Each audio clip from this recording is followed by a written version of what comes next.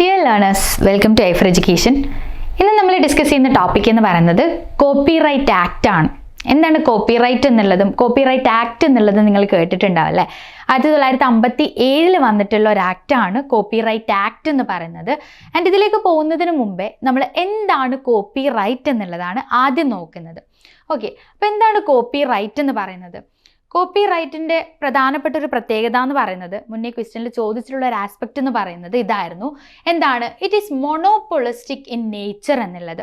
Copyright എന്ന് പറയുന്നത് monopolistic ആണ്. എന്തുകൊണ്ടാണ് അങ്ങനെ പറയുന്നത്? Because it grants exclusive rights to the creator or owner of the original work എന്നുള്ളതാണ്. ആരാണോ ഒരു പെർട്ടിക്കുലർ വർക്കിൻ്റെ ക്രിയേറ്റർ അല്ലെങ്കിൽ ഓണർ, അതിന് കൊടുക്കുന്ന അല്ലെങ്കിൽ ആ ഒരു ഓണർക്ക് കൊടുക്കുന്ന എക്സ്ക്ലൂസീവ് റൈറ്റിനെയാണ് നമ്മൾ കോപ്പിറൈറ്റ് എന്ന് പറയുന്നത് അല്ലേ? ഇപ്പോൾ ഒരു മ്യൂസിക് ആണെങ്കിൽ അതിൻ്റെ കമ്പോസർക്ക് കിട്ടുന്ന, അല്ലെങ്കിൽ നമ്മൾ ഏതെങ്കിലും ഒരു ബുക്കാണെങ്കിൽ അതിൻ്റെ ഓതർക്ക് കിട്ടുന്ന എക്സ്ക്ലൂസീവ് ആയിട്ടുള്ള റൈറ്റിനെയാണ് നമ്മൾ എന്തെന്ന് പറയുന്നത്? കോപ്പിറൈറ്റ് എന്ന് പറയുന്നത് അല്ലേ?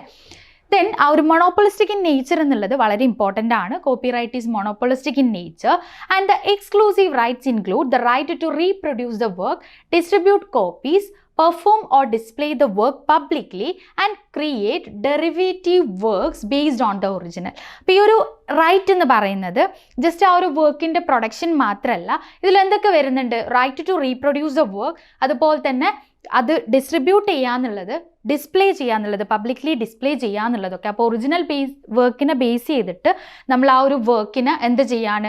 ഡിസ്പ്ലേ ചെയ്യാണ്, പബ്ലിക്ലി പെർഫോം ചെയ്യാണ്, അല്ലെങ്കിൽ അതുമായിട്ട് റിലേറ്റ് ചെയ്തിട്ടുള്ള വർക്ക്സ് ക്രിയേറ്റ് ചെയ്യാന്നൊക്കെ പറഞ്ഞത് ഈ ഒരു എക്സ്ക്ലൂസീവ് റൈറ്റിൻ്റെ അണ്ടറിൽ വരുന്നതാണ് എന്നുള്ളത് മനസ്സിലാക്കാം.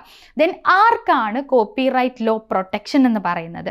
നമ്മൾ മുന്നേ പറഞ്ഞതുപോലെ എന്താണ്? Owner of the original works എന്നുള്ളതാണ് പറയുന്നത്. അപ്പോൾ ആർക്കാണ് കോപ്പിറൈറ്റ് പ്രകാരമുള്ള ആ ഒരു പ്രൊട്ടക്ഷൻ കിട്ടുന്നതെന്ന് ചോദിച്ചു കഴിഞ്ഞാൽ, ആരാണോ ഒറിജിനൽ വർക്കിൻ്റെ ഓതർ അല്ലെങ്കിൽ ഓണർ, അവരാണ് എന്ത് ചെയ്യുന്നത്? കോപ്പിറൈറ്റ് ലോ പ്രകാരം പ്രൊട്ടക്റ്റ് ചെയ്യപ്പെടുന്നത് എന്നുള്ളതാണ്.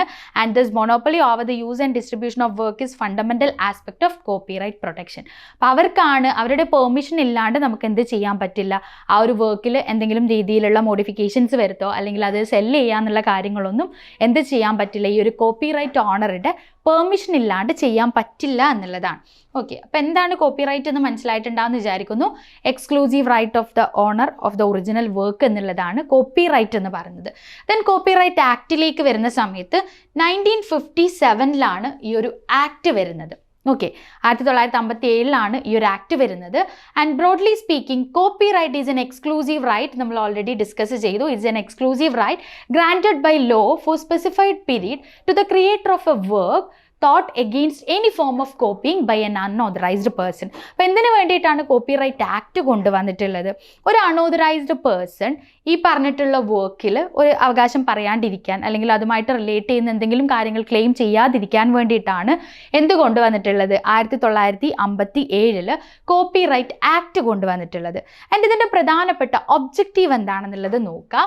To encourage authors, composers, artists and designers to create original works by rewarding them with an exclusive right with a limited period എന്നുള്ളതാണ്. For a limited period എന്നുള്ളതാണ് പ്രധാനപ്പെട്ട ഒബ്ജക്റ്റീവ് എന്ന് പറയുന്നത്. Exclusive right for a period provide ചെയ്യുക എന്നുള്ളത് തന്നെയാണ് ഏറ്റവും പ്രധാനപ്പെട്ട ഒബ്ജക്റ്റീവ് എന്ന് പറയുന്നത്. And such exclusive rights are permitted for literary, dramatic, musical, artistic, cinematograph, film and sound recordings. ഇത് ഇമ്പോർട്ടൻ്റ് ആണ്. ഏതൊക്കെ വർക്ക്സിനാണ് ഈ എക്സ്ക്ലൂസീവ് റൈറ്റ്സ് പ്രൊവൈഡ് ചെയ്യുന്നത് എന്നുള്ളത്? ഏതൊക്കെ വർക്കിനാണ്? ലിറ്റററി വർക്ക്സ് ഉണ്ട്, ഡ്രമാറ്റിക് ഉണ്ട്, മ്യൂസിക്കൽ ഉണ്ട്, artistic, cinematograph, film and sound recordings. ഇതിൻ്റെ അണ്ടറിലൊക്കെ ഒരുപാട് കാര്യങ്ങൾ വരുന്നുണ്ട്. ഇപ്പോൾ എന്താണ് നമ്മൾ ലിറ്റററി വർക്ക് കൊണ്ട് ഉദ്ദേശിക്കുന്നത്? ജസ്റ്റ് ലിറ്ററേച്ചർ മാത്രമാണോ, അല്ലെങ്കിൽ അതിൻ്റെ അകത്ത് എന്തൊക്കെ കാര്യങ്ങൾ വരുന്നുണ്ട് എന്നൊക്കെ നമ്മൾ ഡീറ്റെയിൽഡ് ആയിട്ട് ഡിസ്കസ് ചെയ്യും. പിന്നെ എന്താണ് പറയുന്നത്? Licensing the right to publishers, film producers and music record manufacturers permits economic exploitation എന്നുള്ളതാണ്. സോ ഇതിൻ്റെ പ്രധാനപ്പെട്ട പേർപ്പസ് എന്ന് പറയുന്നത് എന്ത് പ്രൊവൈഡ് ചെയ്യുക എന്നുള്ളതാണ്. ഈ പറഞ്ഞിട്ടുള്ള മ്യൂസിക് കമ്പോസേഴ്സിനാണെങ്കിലും ഡിസൈനേഴ്സ് ആണെങ്കിലും റൈറ്റേഴ്സിനാണെങ്കിലും എന്ത് പ്രൊവൈഡ് ചെയ്യുക എന്നുള്ളതാണ്? എക്സ്ക്ലൂസീവ് റൈറ്റ് പ്രൊവൈഡ് ചെയ്യുക എന്നുള്ളതാണ്. ആൻഡ് ഇതിൻ്റെ അണ്ടറിൽ വരുന്ന കാറ്റഗറീസ് ഏതൊക്കെയാണെന്നുള്ളത് മനസ്സിലാക്കുക. ഏതൊക്കെ കാറ്റഗറീസ് ഓഫ് വർക്ക്സിനാണ് ഈ ഒരു റൈറ്റ് കിട്ടുന്നത് എന്നുള്ളത്? Literary, dramatic, musical, artistic, cinematograph, film and sound recordings. ഇത്രയും ഗ്രൂപ്പ് ഓഫ് വർക്ക് അല്ലെങ്കിൽ കാറ്റഗറീസ് ഓഫ് വർക്കിനാണ് ഈ ഒരു റൈറ്റ് കിട്ടുന്നത്. ദെൻ നെക്സ്റ്റ് പോയിന്റ് നോക്കുക. Copyright is not concerned with literary quality എന്നുള്ളതാണ് പറയുന്നത്. Literary quality or artistic merit or originality of thought in the work എന്നുള്ളതാണ്. എന്താണ് നമ്മളുടെ കോപ്പിറൈറ്റ് പ്രകാരം പ്രൊട്ടക്റ്റ് ചെയ്യപ്പെടുന്നത് അല്ലെങ്കിൽ കോപ്പിറൈറ്റ് അസസ് ചെയ്യുന്നത് ഈ പറഞ്ഞ ലിറ്റററി ക്വാളിറ്റിയോ ആർട്ടിസ്റ്റിക് മെറിറ്റോ ഒന്നുമല്ല. പിന്നെന്താണ് പറയുന്നത്, നെക്സ്റ്റ് പോയിന്റ് ഇമ്പോർട്ടൻ്റ് ആണ്, ideas are not protected by copyright എന്നുള്ളത്. എന്ത് പ്രൊട്ടക്റ്റ് ചെയ്യപ്പെടുന്നില്ല? കോപ്പിറൈറ്റ് പ്രകാരം ഐഡിയാസ് പ്രൊട്ടക്റ്റ് ചെയ്യപ്പെടുന്നില്ല. പിന്നെന്താണ്, അതിന് ഡോക്യുമെൻറ്റേഷൻ ഉള്ള കേസിൽ മാത്രമാണ് അതെന്തിൻ്റെ അണ്ടറിലാവുന്നത്? കോപ്പിറൈറ്റിൻ്റെ അണ്ടറിലായി മാറുന്നത്. ഓക്കെ, അപ്പോൾ ഇൻ്റലക്ച്വൽ പ്രോപ്പർട്ടിയാണ് നമ്മുടെ ഐഡിയാസും കാര്യങ്ങളൊക്കെ പ്രൊട്ടക്റ്റ് ചെയ്യുക എന്നുള്ളത് ഉദ്ദേശിക്കുന്നത്. ഇവിടെ എന്താണ്, കോപ്പിറൈറ്റ് പ്രകാരം ഒരിക്കലും ഐഡിയാസ് പ്രൊട്ടക്റ്റ് ചെയ്യപ്പെടുന്നില്ല എന്നുള്ളത് ഇമ്പോർട്ടൻ്റ് ആയിട്ടുള്ള പോയിന്റ് ആണ്. Only the material form of their expression, അതിപ്പോൾ മ്യൂസിക് ആണെങ്കിൽ ആ ഒരു സോങ്ങിലൂടെയുള്ള എക്സ്പ്രഷൻ, അപ്പോൾ ഏത് രീതിയിലാണെങ്കിലും അതിൻ്റെ മെറ്റീരിയൽ ഫോം മാത്രമാണ് എന്ത് ചെയ്യപ്പെടുന്നത്, പ്രൊട്ടക്റ്റ് ചെയ്യപ്പെടുന്നത് എന്നുള്ളതാണ് ഇമ്പോർട്ടൻ്റ് ആയിട്ട് വരുന്നത്. ഓക്കെ, അപ്പോൾ ideas are not protected by copyright എന്നുള്ളത് വളരെ ഇമ്പോർട്ടൻ്റ് ആയിട്ടുള്ളൊരു പോയിന്റ് ആണ്. ദെൻ നമ്മൾ പറഞ്ഞു എന്തൊക്കെയാണ് ഈ ഒരു എക്സ്ക്ലൂസീവ് റൈറ്റിൽ പ്രൊട്ടക്റ്റ് ചെയ്യപ്പെടുന്നത്, എന്തൊക്കെയാണ് subject matter of copyright എന്നുള്ളതാണ് നമ്മൾ നോക്കുന്നത്. അതിൽ ഫസ്റ്റ് വൺ വരുന്നത് എന്താണ്, original literary, dramatic, musical and artistic work വരുന്നുണ്ട്. Then cinematograph films, sound recordings, these are the subject matter of copyright. And ഇതിൻ്റെ ഓരോന്നിൻ്റെയും അണ്ടറിൽ വരുന്ന കാര്യങ്ങൾ എന്തൊക്കെയാണെന്നുള്ളത് നോക്കാം. ഫസ്റ്റ് വരുന്നത് ലിറ്റററി വർക്കാണ്. ഞാൻ നേരത്തെ സൂചിപ്പിച്ചതുപോലെ തന്നെ ഈ ഒരു ലിറ്റററി വർക്ക് എന്ന് പറയുമ്പം അതിൻ്റെ അകത്ത് ലിറ്ററേച്ചർ എന്നുള്ളത് മാത്രമല്ല വരുന്നത്, എന്തൊക്കെ കാര്യങ്ങൾ വരുന്നുണ്ട്. It include computer programmes and compilations including databases. അപ്പോൾ കമ്പ്യൂട്ടർ പ്രോഗ്രാംസും കമ്പൈലേഷൻസും ഡാറ്റാബേസസ് ഒക്കെ എന്താണ്, ഈ ഒരു ലിറ്റററി വർക്ക് എന്ന് പറയുന്ന ആ ഒരു കാറ്റഗറീൻ്റെ അകത്ത് ഇൻക്ലൂഡഡ് ആണ്. അപ്പോൾ നമ്മളുടെ കോപ്പിറൈറ്റിൻ്റെ സബ്ജക്ട് മാറ്ററിൽ ഫസ്റ്റ് വരുന്നത് ലിറ്റററി വർക്ക് എന്നുള്ളതാണ്. നെക്സ്റ്റ് വരുന്നത് ഡ്രമാറ്റിക് വർക്ക് എന്നുള്ളതാണ്.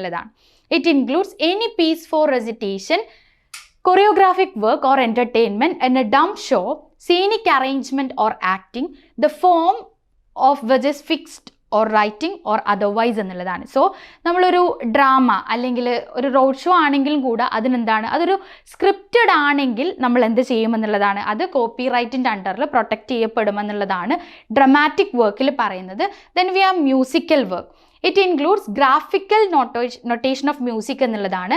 And it does not include any work or action in to be sung spoken or performed with the music എന്നുള്ളതാണ്. സോ ജസ്റ്റ് ആ ഒരു മ്യൂസിക് പെർഫോം ചെയ്യുന്നതിൽ മാത്രം കോപ്പിറൈറ്റ് ഇല്ല, ബട്ട് അതിനെന്താണ് കൃത്യമായിട്ടുള്ള റെപ്രസെൻറ്റേഷൻ അല്ലെങ്കിൽ നമ്മൾ അതിൻ്റെ മ്യൂസിക് ലിറിക്സ് എന്ത് ചെയ്യപ്പെടും എന്നുള്ളതാണ്, പ്രൊട്ടക്റ്റ് ചെയ്യപ്പെടുമെന്നുള്ളതാണ് ഈ ഒരു മ്യൂസിക്കൽ വർക്കിൽ പറയുന്നത്. ഓക്കെ, ദെൻ നെക്സ്റ്റ് എന്താണ് വരുന്നത്, നമ്മൾ പറഞ്ഞു ആർട്ടിസ്റ്റിക് വർക്ക് ഉണ്ട്, സിനിമാറ്റോഗ്രാഫ് ഫിലിം ഉണ്ട്, അതുപോലെ തന്നെ സൗണ്ട് റെക്കോർഡിംഗ് ഉണ്ട്. അപ്പോൾ ആർട്ടിസ്റ്റിക് വർക്ക് എന്ന് പറയുന്നത് ഏത് രീതിയിലുള്ള ആർട്ടിസ്റ്റിക് വർക്കും ആവാം. അതിലെന്തൊക്കെയാണ് വരുന്നത്, പെയിൻറ്റിങ്, സ്കൾപ്ചർ, ഡ്രോയിങ്, ഇതൊക്കെ എന്താണ് കോപ്പിറൈറ്റ് പ്രകാരം പ്രൊട്ടക്റ്റ് ചെയ്യപ്പെടുന്നുണ്ട് എന്നുള്ളതാണ്.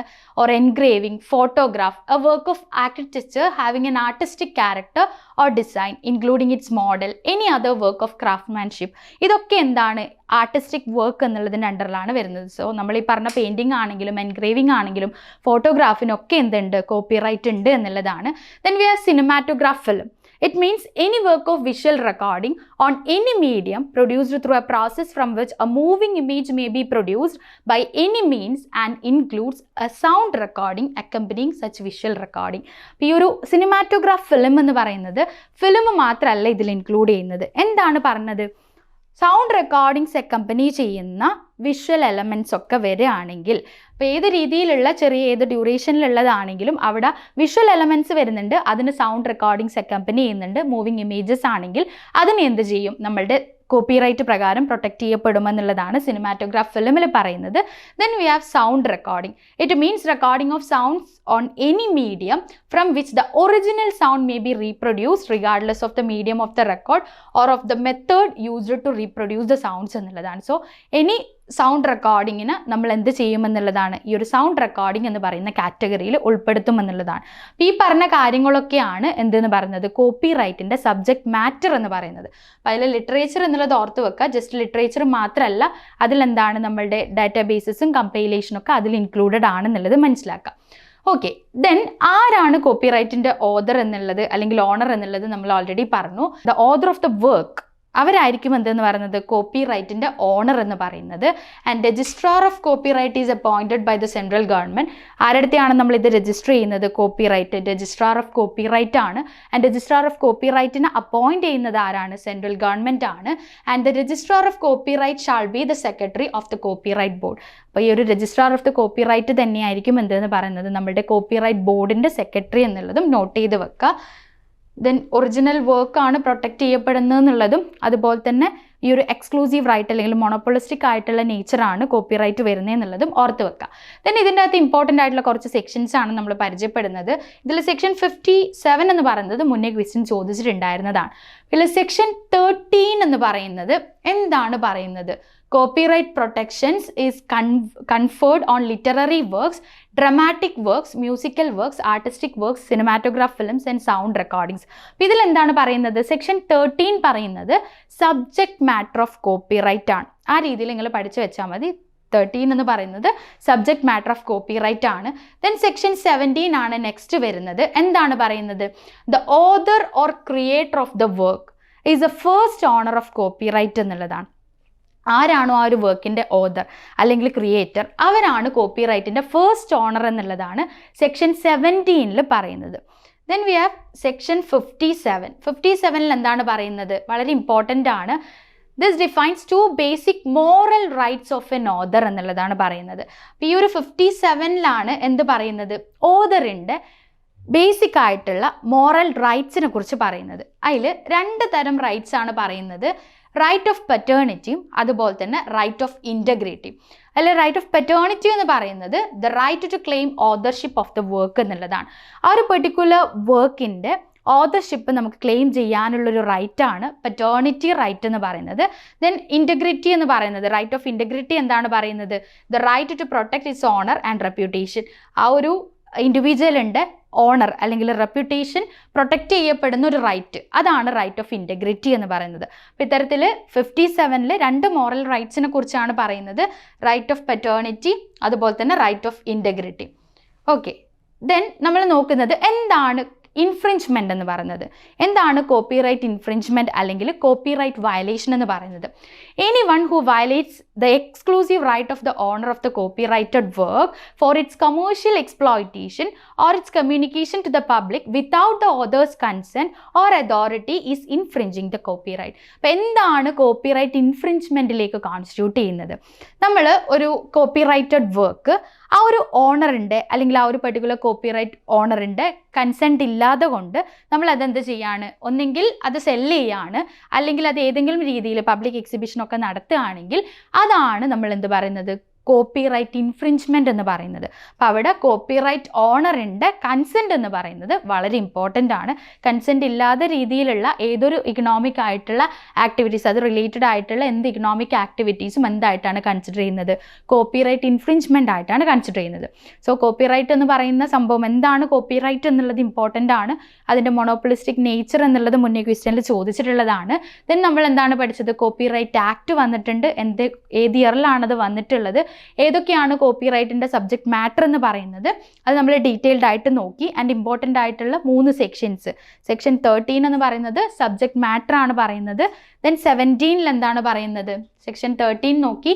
ദെൻ 17 പറയുന്നത് the author or creator of the work is the first owner of the copyright എന്നുള്ളതാണ് സെക്ഷൻ 17 പറയുന്നത്. ദെൻ 57 എന്ന് പറയുന്നത് മോറൽ റൈറ്റ്സിനെ കുറിച്ചാണ് പറയുന്നത്. ഏതൊക്കെയാണ്? Right of paternity and right of integrity. Then എന്താണ് കോപ്പിറൈറ്റ് ഇൻഫ്രിഞ്ച്മെൻറ്റ് എന്നുള്ളതും നിങ്ങൾ മനസ്സിലാക്കി വെക്കുക. ഇത്രയാണ് നമ്മൾ ഇന്നത്തെ സെഷനിൽ ഡിസ്കസ് ചെയ്യുന്നത്. ആൻഡ് പുതിയൊരു ടോപ്പിക്കുമായിട്ട് നമുക്ക് വേറൊരു സെഷനിൽ കാണാം. Thank you.